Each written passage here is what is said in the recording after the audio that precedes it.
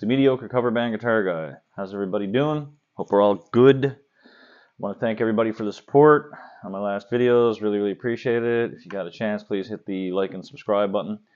Today, I'm going to talk about something different. I'm going to talk about this thing, the Fender Stratocaster. When I first started playing, so all I could think of was I wanted a Strat all day long. And when I got my first electric, after I proved I could play some chords, and just... My dad bought me my first electric, but he didn't go too crazy, and he bought me a Saga Strat copy. It was a Tobacco Sunburst. Loved it to pieces.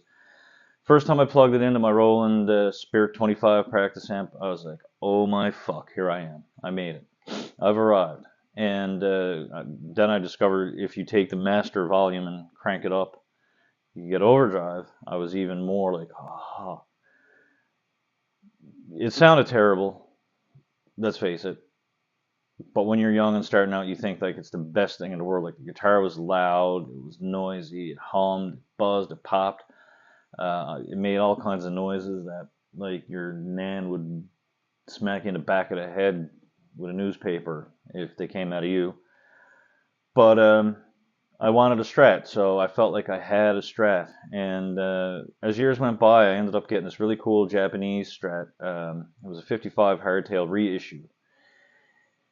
And I had that guitar for 21 years. It was my main guitar, but I was playing in a band at the time, a lot of bands, well, two bands particularly, where I didn't need, like, we did a lot of, because it was early 90s, a lot of 80s classic rock, and we did a lot of 70s and 60s classic rock when you could get away with that, so you're doing, like, Steve Miller and that sort of thing.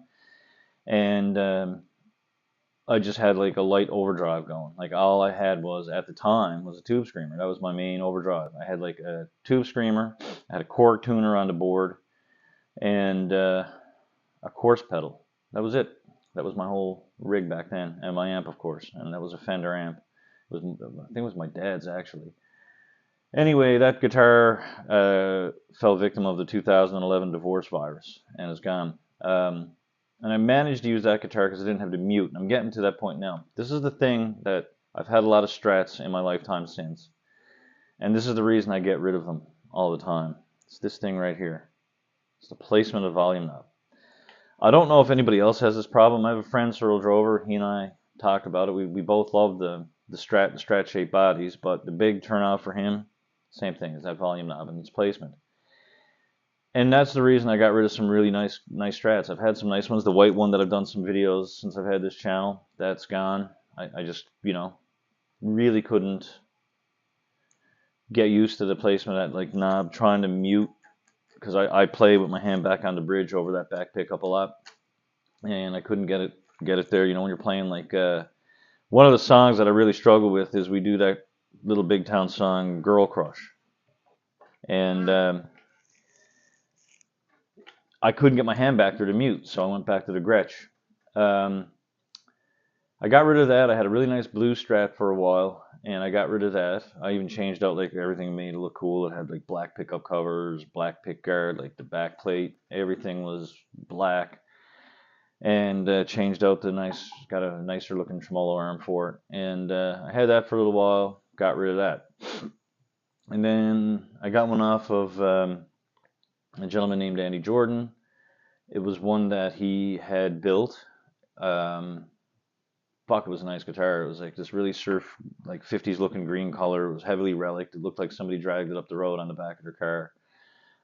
But it was really nice. I loved it. But once again, that old volume knob, really, I couldn't get used to it.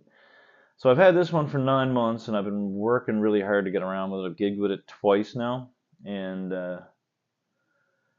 it sounds great. Don't get me wrong. Like, it's a guitar you can use all night. Don't have to change out. You can, if you don't break a string, knock on wood, you can. I can use this thing all night. It's got great fret access, the whole 9 yards. Things, that the Gretsch kind of leaves you short in after the 12th fret. But it sounds great and it does its job. But I'm still fighting with that. But it's a bucket list guitar for me because of the color. You know what I mean? And not that it's anything special. My friend Chad Worthman added the DiMarzio Super Distortion for me. He installed it, and very appreciative of that, by the way. Chad, thank you. And But I don't know. Am I the only person that finds that? Is it just me and Searle? Are we the only people that have sort of said no thank you to Strats, like when we've had stuff up for trade, because it's like, oh man, what a beautiful guitar, but that volume knob. So is it just us, or what do the rest of you guys think? I don't know. I'd be very interested to find out what everybody thinks, or if anybody else has an issue with that, or if anybody's little pet peeve about a Strat is the placement of the volume knob. Anyway, guys, I'm out. Thank you so much for the support. Thank you so much for watching. Really, really appreciate it. Enjoy your Sunday. I'm gonna go do a few things now, and then I'm gonna put my ass in the chair. I'm gonna barbecue some shit, drink some beer, and watch some football.